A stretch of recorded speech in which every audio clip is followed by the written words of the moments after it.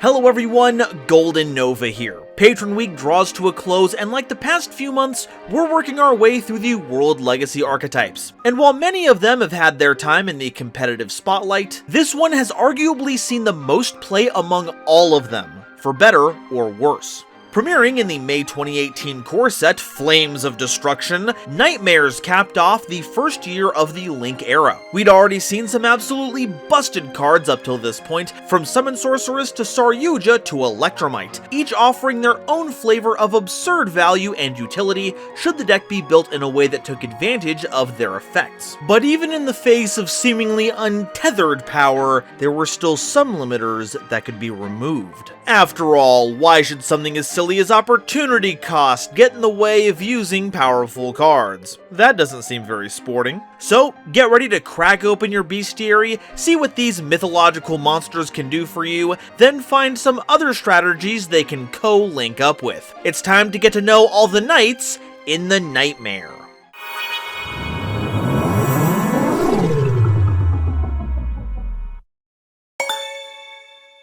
Today's episode is brought to you by my lovely patrons and the fine people over at Dragon Shield. If you want to protect your cards with the strongest scales on the market that even come with their own lore while supporting the channel, use my affiliate link in the description.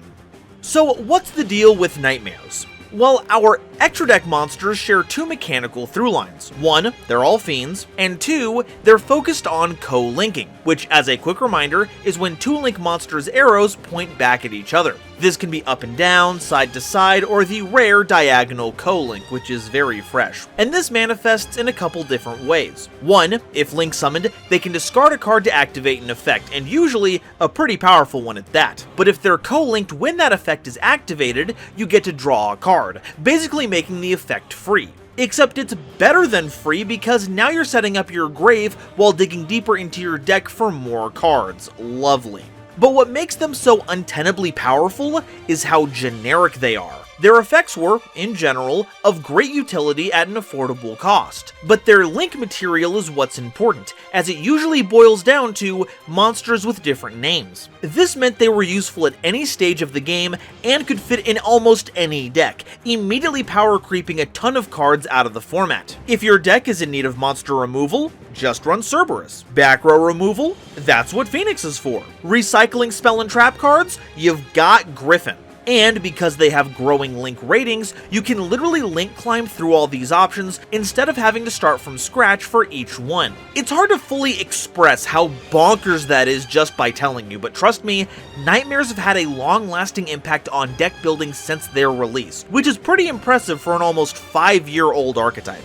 Oh, and on top of all of that, they also have continuous effects that apply to all co-linked monsters. And it doesn't even care if the monster that gives the effect is part of the co-link. Very generous. This is why the Knightmares all keep their arrows to the cardinal directions. It's a lot easier to line them up that way. As for the lore, this one's pretty fun. See, we've actually kinda covered these monsters before. Mekk-Knights. You see Lee, making one of the most out of left field, unpredictable, totally out of character heel turns in all of gaming history, takes over Ebe's body to in turn take control of all the world legacies. And all the power cores of the Mekk-Knights are really gonna help out with that. So Ebe, now Iblee, takes all the cores and fashions them into new friends, the Knightmares. Get it? Cause they're made from the Mekk-Knights? Mekk-Knightmares? It's fun, we have fun here.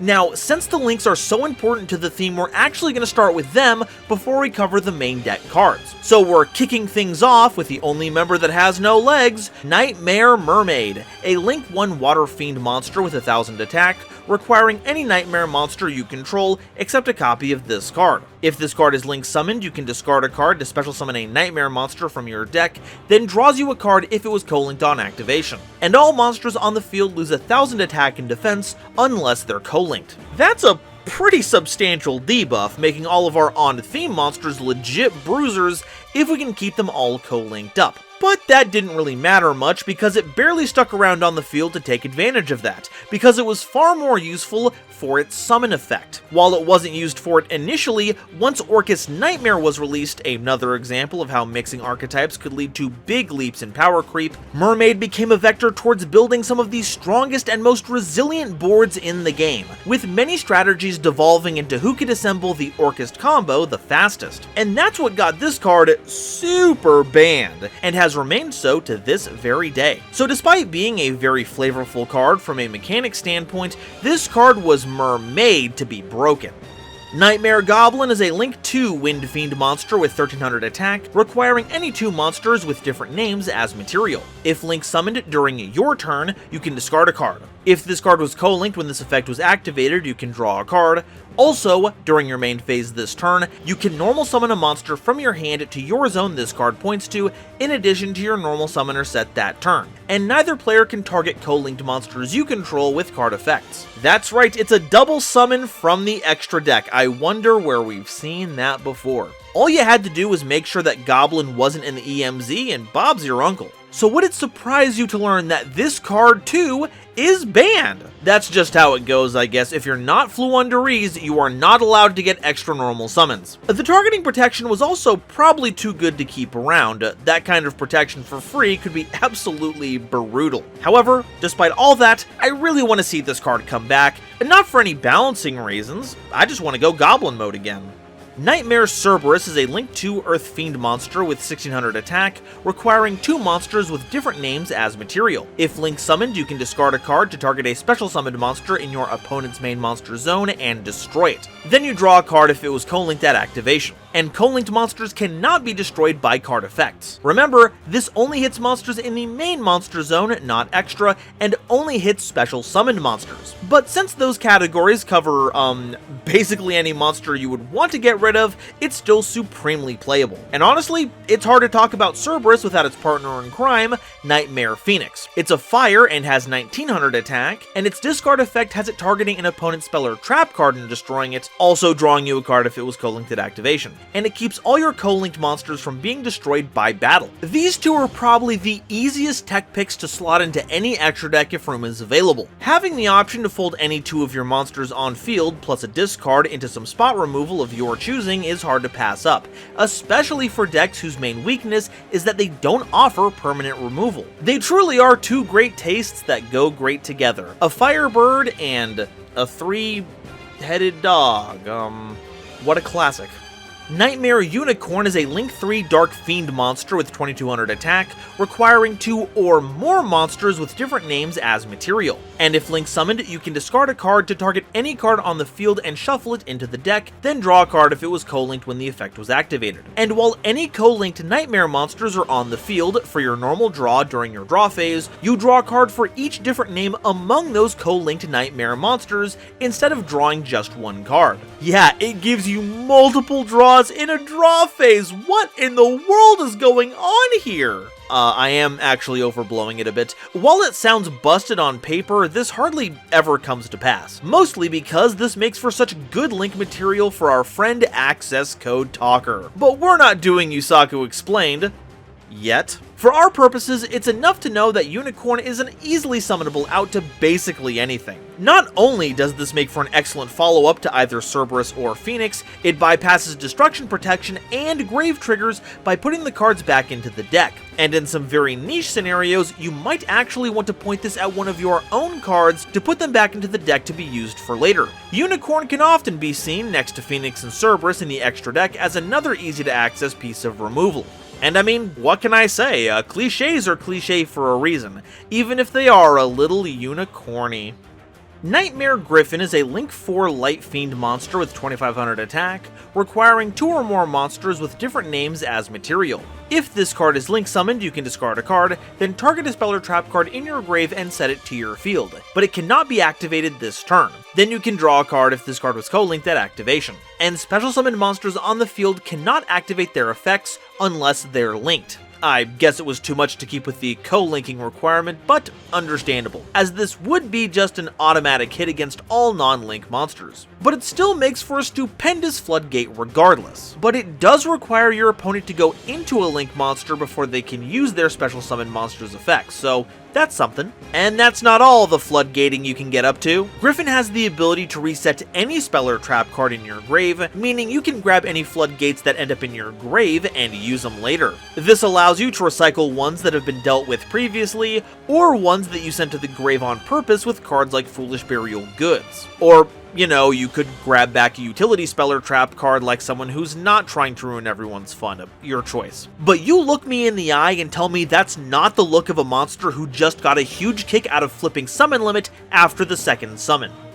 Okay, all the extra deck monsters are out of the way, now it's time for our main deck ones. Nope, I don't feel comfortable doing it in that order. Anyway, Knightmare Corruptor Ibly is a level 2 Dark Cybers monster with 0 attack and defense, and when normal summoned, you can target a link monster in your grave and special summon it to your field so it points to this card, but change its attack to 0, also negate its effects. While on the field, you can't special summon monsters except link monsters, and if this card in its owner's control is sent to the grave, you can special summon this card to your opponent's field in defense position. Oh, now this can lead to some shenanigans. While this can revive any of your Knightmares, you can also summon anything with a sideways pointing arrow, though it'll only be useful as link material at that point, since all of its power is gone. More often than not, this is used to mess up your opponent. By linking this into Lingaribo, you can give Ibly to your opponent, and now they're stuck with it. They'll either have to use their own Lingaribo to get this off the field, and most of the time they won't have one, use a normal summon and then link that away with Ibly, or just crash this into one of your monsters, effectively skipping their battle phase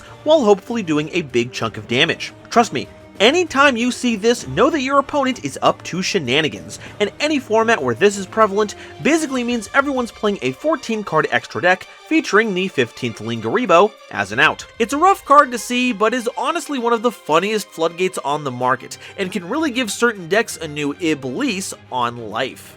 Orcus Knightmare is a level 7 Dark Machine monster with 100 attack and 2000 defense that can be destroyed by battle with link monsters. You can banish this card in your grave, then target a face-up monster on the field, and on resolution, you send a Dark Machine monster from your deck to the grave except a copy of this card, and if you do, the targeted monster gains attack equal to the level of the sent monster times 100 until the end of the turn. But for the rest of the turn, you can't special summon monsters except dark ones. So this is effectively an Orcus card. It doesn't really do anything for Knightmares proper. In fact, really the only reason this is part of the Knightmare archetype is because of the interaction it has with Mermaid to help your Orcus combo lines, one which, might I remind you, does not exist anymore. In the future, when the inevitable Orcus Explained happens, you can go jump over to that video and learn more about what this card is all about, but for now, I'd like to point out just how graphically horrifying this card is. It's got multiple arms coming out of the same joint, it's got a blade for an arm, it has a face growing out from behind Galatea's face, it's even got the analog horror face going on. Nice touch.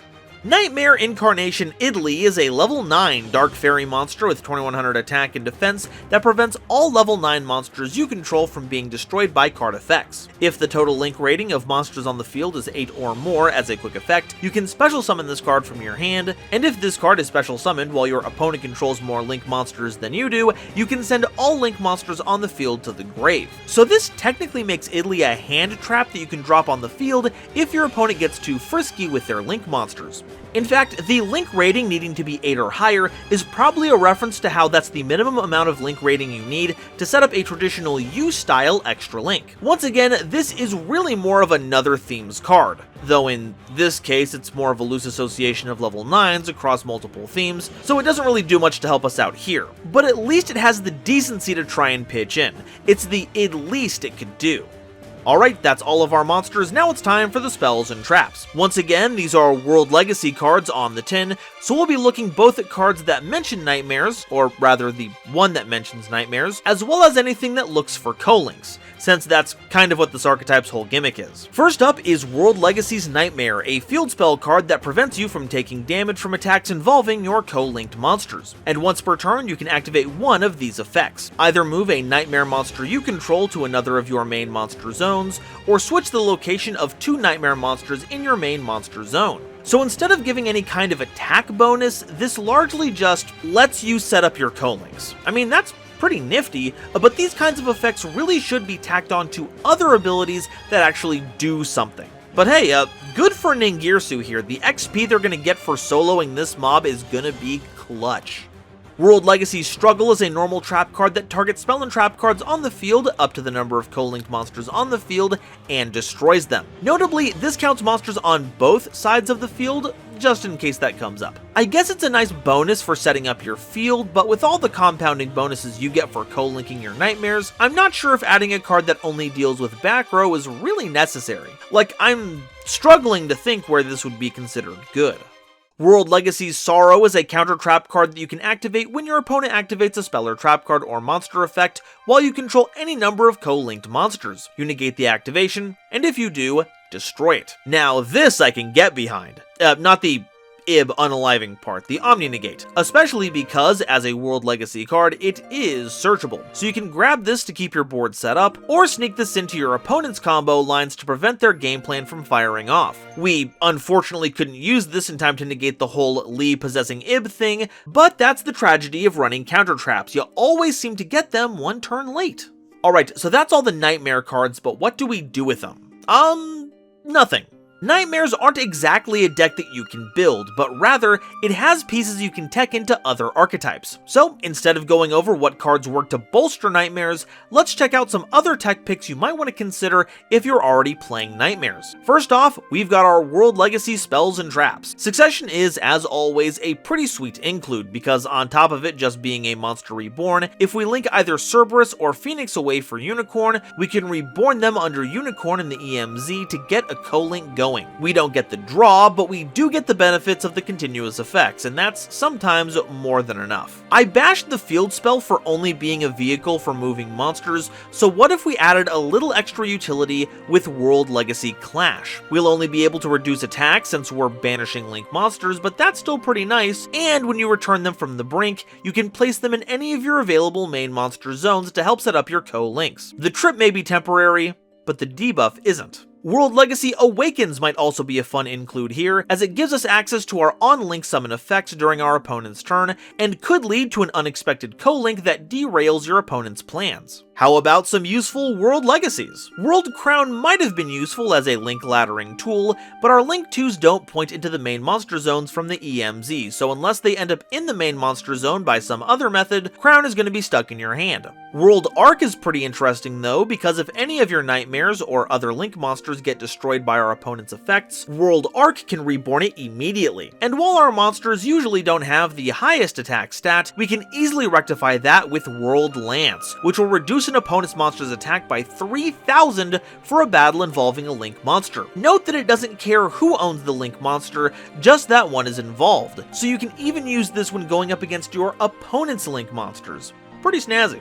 But what about some other cards that care about co-linking? After all, Knightmares have fun with it, but they aren't the only game in town. I, for one, have Trigate Wizard seared into my mind after several extra link formats. Its removal, negation, and a win condition all by itself if you can get the co-links going. You might not have as much success with it today, but even getting to the banishing spot removal is pretty good. Transcode Talker sees a lot of play in Cyburst decks, but the material is pretty generic, and the bonus works on anything co-linked to it. But G-Golem Invalid Dolmen might be a better choice for its arrow placements. It does require Earth monsters as materials though, so its usability will depend on what the base deck is that you're running. But making your co-linked monsters unaffected by effect monsters your opponent controls is pretty sick. The Codebreaker engine is also a pretty slick way to get some free material for later summons, and just have some cool effects to boot. Security Dragon can be a neat piece of removal as you're link climbing, but the biggest payoff we have has got to be World Sea Dragon Zealantis. Its ability to shuffle around monsters isn't as strong as if we played it in Marincess,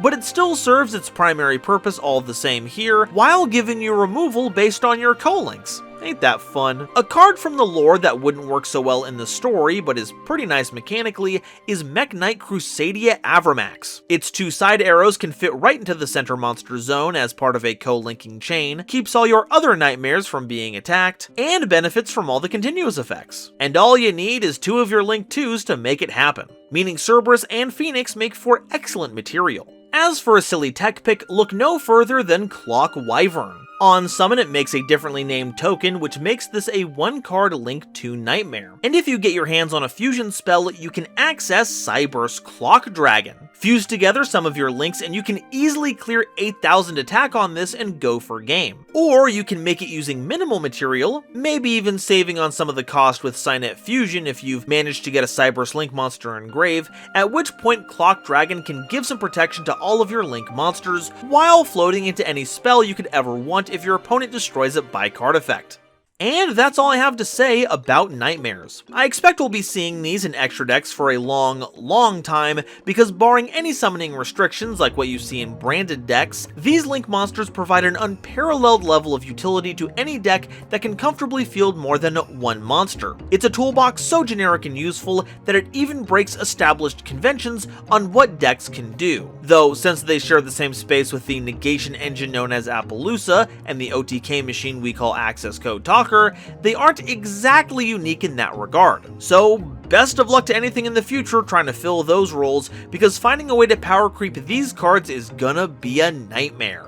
But now, I want to hear what you all have to say. Do you like that Knightmares are the Swiss Army knife of Yu-Gi-Oh's card pool, or do you despise their vast versatility? And which one of them is your favorite? Like I said before, I'm ride or die for Goblin. I love those little runts. Let me know what you think in the comments, and while you're down there, make sure you hit that like and subscribe button so we can hit that 50k subscriber milestone. To do that, Akiza Explained video, we're just right there. And share this video with someone you know who loves Yu-Gi-Oh! It really does a lot to help me out. Today's episode was brought to you in part by Dragon Shield. When you want to protect your cards with the power of dragon scales, get some sweet lore for them, and support the channel, check out my link in the description to get started. This video was also brought to you by my lovely patrons, including this month's illustrious Quasar Commander Green Knight, Nebula Navigator's 3rd Dynasty, Adam Zajdel, Andrew Newman, Avi Chali, Kane Senpai, Cameron Berg, Chibi Gohan, Colin Todd, Eric, Frankie, Genesis Yu-Gi-Oh, Gloomba331, Great Big Pillock, Hairbear, Harry the Ominous Benefactor, Howling Zangetsu, Ironic, Iskander711, Jester Designs, John Manji, Jordan, Julius Sneezer, Mana Charge, Marluxia Zagirl, Meteornus, Panther J, Rebel King Lucifer, Rem T Bright, RJ the Jank Monarch, Ruxith Sarani, Sammy Haim, Salen Lucius, Sophie, apparently, the Charizard Flame, the Fresh Prince of Conair, the Wizard Moose and Xander Wolfensberger, Cosmic Crusaders, Ariel Kersey, Bear Sharktopus Studios, Chaz Ghost, Childish Lamar, Chris Kessler, Corbinisms, Danny Bound, Drachenwald, Emony, Eva Padilla, Gatorade, H2O, Gatorade, H2O, Johnny sucks, he really sucks, Haro, Herbal D, Jesus Garcia, Kale the Dragon, Carp, King Scarlet Yu-Gi-Oh, Lord Whoop-De-Doo, Manga Pages, Marion James E. Picata, Matt Simmons, Nitromo, Shooting Star 3300, Star-Lord 777, Superpurd, the legendary Raven and Tucker Ordorn, as well as the wonderful Starlight Explorers you see on screen now. I'm only able to continue doing this thanks to the support of these lovely people. So if you'd like to help support the channel, get your name in these credits, and get my videos earlier than anyone else, make sure to check out my link down in the description for my Patreon to see if I have anything you'd like on offer. And if you'd like to catch up on the rest of the World Legacy crew, you can start by checking out this video I made talking about the World Chalice Party. Thank you all so much for watching, and I'll see you next time. Bye-bye.